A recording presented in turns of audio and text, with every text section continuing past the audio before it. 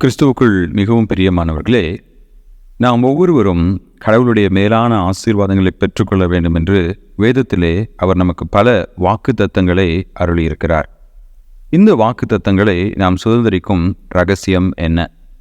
எபிரேயர் 4:1 ஆனபடியினாலே அவருடைய இளைப்பாறுதலில் பிரவேசிப்பதற்கு ஏதுவான வாக்குத்தத்தம் நமக்கு உண்டாயிருக்க, உங்களில் ஒருவனும் அதை அடையாமல் பின்வாங்கி போனவனாக காணப்படாதபடிக்கு பயந்திருக்க கடவோம். எபிரேயர் 4:1. இந்த வேத பகுதியானது வனாந்தரத்தில் இஸ்ரவேல் மக்கள் தேவன் வாக்கருளிய கானான் தேசத்திற்குள்ளாக நுழைய முடியாமல் போனதற்கான காரணம் என்னவென்று நமக்கு கூறுகிறது. அவர்கள் கர்த்தருக்கு பயப்படவில்லை. கடவுளின் வாக்குத்தத்தத்தை நாம் சுதந்திரிக்க வேண்டும் என்றால் என்ன செய்ய வேண்டும்? நாம் கர்த்தருக்கு பயப்படுகிறவர்களாக இருக்க வேண்டும். கர்த்தருக்கு பயப்படுகிற பயம் என்ன? நாம் ஏன் அவருக்கு பயப்பட வேண்டும்? முதலாவது, நாம் ஏன் அவருக்கு பயப்பட வேண்டும்? வேதம் கூறுகிறது, யாத்ராமம் 15:11, கர்த்தாவே, தேவர்களில் உமக்கு ஒப்பானவர் யார்? பரிசுத்தத்தில் மகத்துவம் உள்ளவரும் துதிகளில் பயப்படத்தக்கவரும் அற்புதங்களை செய்கிறவருமாகிய உமக்கு ஒப்பானவர் யார்? இஸ்ரவேலே கேள், உன் தேவனாகிய கர்த்தர் ஒருவரே, அவர் மட்டுமே தேவன் என்று வேதம் கூறுகிறது. அந்த தேவன் நம்மை சிருஷ்டித்தவர். அவர் நம்மை பாவங்களிலிருந்து தன்னுடைய சொந்த குமாரனுடைய பரிசுத்த மரணத்தின் மூலமாகவும் உயிர்த்தெழுதலின் மூலமாகவும் மீட்டெடுத்த இரட்சகர். அவரே அண்ட சராசரங்களையும் ஆள்கின்றவர். அவரே சீக்கிரமாக நம்மை நியாயம் தீர்க்க திரும்ப வரப்போகிறவர்.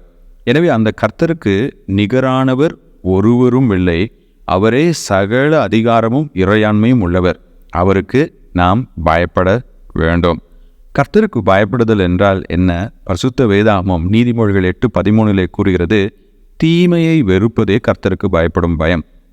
பாவத்திற்கு விலகி வாழ்வதே கர்த்தருக்கு பயப்படும் பயம். இந்த வசனத்திலே பெருமை, அகந்தை, தீய வழி, புரட்டு வாய், இவைகளை நான் வெறுக்கிறேன் என்று கர்த்தர் கூறுகிறார். எனக்கு அன்பானவர்களே, சங்கீதம் 97:10 கர்த்தரை நேசிப்பவர்களே, நீங்கள் தீமையை விட்டு விலகுங்கள், பாவத்தை விட்டு விலகுங்கள் என்று வேதம் கூறுகிறது. இப்போ கர்த்தருக்கு பயப்படுதல் என்றால் என்ன? அவருக்கு முன்னாடி பயந்து நடுங்கி கீழே விழுந்து அவரை வணங்குவது மட்டுமல்ல, பாவத்திற்கு நாம் விலகி வாழ்வது கர்த்தருக்கு பயப்படும் பயம். இந்த கர்த்தருக்கு நாம் பயப்படும் பொழுது எப்படிப்பட்ட வாக்குத்தத்தங்களை நாம் சுதந்திரித்துக் கொள்கிறோம்? நீதிமொழிகள் 10:27 கர்த்தருக்கு பயப்படுதல் ஆயுசு நாட்களை பெருக பண்ணும். பிரியமானவர்களே, இந்த எபிரேயருக்கு எழுதின வேத பகுதியிலே இஸ்ரவேல் மக்கள் வனாந்தரத்திலே கர்த்தருக்கு பயப்படாததினாலே அவர்கள் மடிந்து வீழ்ந்து செத்தார்கள். அவர்களால் கானானுக்குள் பிரவேசிக்க முடியவில்லை என்று நம்ம பார்க்கிறோம்.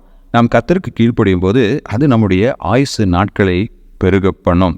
அதே போல கர்த்தருக்கு பயப்படுதல் நமக்கு ஞானத்தை கொடுக்கும். வேதம் கூறுகிறது, கர்த்தருக்கு பயப்படுதல் ஞானத்தின் ஆரம்பம். நான் என்ன பேச வேண்டும், நான் எப்படி வாழ வேண்டும், எப்படிப்பட்ட தீர்மானங்களை எடுக்க வேண்டும், ஒரு இக்கட்டான சூழ்நிலையிலிருந்து எப்படி என்னால் வெளியில் வர முடியும், இப்படிப்பட்ட ஞானத்தை, விஸ்டம், இது கர்த்தருக்கு பயப்படுவதன் மூலமாக நமக்கு கிடைக்கப்பெறுகிறது. அதே போல் நாம் ஞானம் உள்ளவர்களாக இருக்கும்போது நம்முடைய ஞானம், கர்த்தருக்கு பயப்படுகின்ற பயம் நமக்கு ஞானத்தை பிறப்பிக்கிறது. அந்த ஞானத்தினால் நாம் தீமைக்கு விலகி வாழ முடியும். நீதிமொழிகள் 14:16 இதை வாசிக்கின்றோம். இன்றைக்கு அநேகர், குறிப்பாக வாலிபர்கள், பாவம் செய்கிறதுக்கு பயப்படுறதே இல்லை. ஏன் அவங்க பாவம் செய்கிறதுக்கு பயப்படுறதே இல்லை? அந்த பாவத்தினால் வரும் தீமைகள் என்ன, விளைவுகள் என்னன்னு சொல்லி அவங்க அறியாமல் இருக்கிறார்கள். ஆகையினால் அவங்க என்ன பண்ணுறாங்க? பாவத்தை துணிகரமாக செய்கிறாங்க. சரி, ஏன் அவங்க பயப்படலை? ஏன்னா அவங்களுக்குள்ளார ஞானம் இல்லை. கர்த்தருடைய பயம் இருக்கும் பொழுது அவங்களுக்கு ஞானம் கிடைக்கும். அவங்க பாவத்தை விட்டு விலக முடியும். அவர்கள் வாழ்க்கை ஆசீர்வாதமாக இருக்கும். அடுத்து, கர்த்தருக்கு பயப்படுதலே ஜீவ ஊற்று என்று வேதம் கூறுகிறது. எனக்கு அன்பானவர்களே, கர்த்தருக்கு நாம் பயப்படும் பொழுது ஒரு சந்தோஷமான, மன நிறைவான, தூய்மையான மனசாட்சியுள்ள நிம்மதியான ஒரு வாழ்க்கை வாழ முடியும். இன்றைக்கு அநேக மனிதர்கள் ஏன் தங்களுடைய வாழ்க்கையிலே நிம்மதியற்றவர்களாய் அலைந்து திரிந்து கொண்டிருக்கிறார்கள்?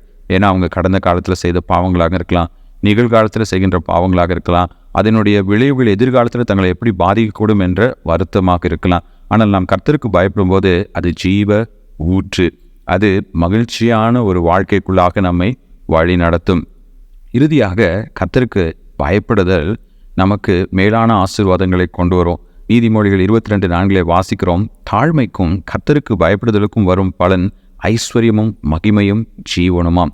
இன்றைக்கி இந்த உலகத்தில் எப்படி பணக்காரன் ஆகிறது, எப்படி நிறைய காசு சேர்த்து வைக்கிறது, எப்படி என்னுடைய பிள்ளைகளுக்கு ஒரு உறுதியான இல்லைன்னா பாதுகாப்பான எதிர்காலத்தை உருவாக்குறது. எனக்கு அன்பானவர்களே, இன்றைக்கி நம்ம பயப்பட்டு கர்த்தருக்கு கீழ்ப்படிவோமே என்றால் அது நம்மை ஆவிக்குரிய பிரகாரமாக மட்டுமல்ல, இந்த உலகத்தின் பிரகாரமாக பொருளாதார ரீதியிலும் உயர்த்தும். அந்த உயர்வு நம்மையும் நம்முடைய பிள்ளைகளையும் சரியான பாதையிலே வழிநடத்தும். என அன்பானவர்களே, நம் கடவுளின் வாக்குத்தத்தங்களை சுதந்திரிக்க வேண்டுமே என்றால் ரகசியம் ஒன்றே ஒன்று தான், கர்த்தருக்கு நாம் பயப்படணும். கர்த்தருக்கு நாம் பயப்படும் போது அவருக்கு நம்ம கீழ்ப்படிவோம், அவர் மேலே நம்ம முழு இருதயத்தோடு அன்பு செலுத்துவோம்.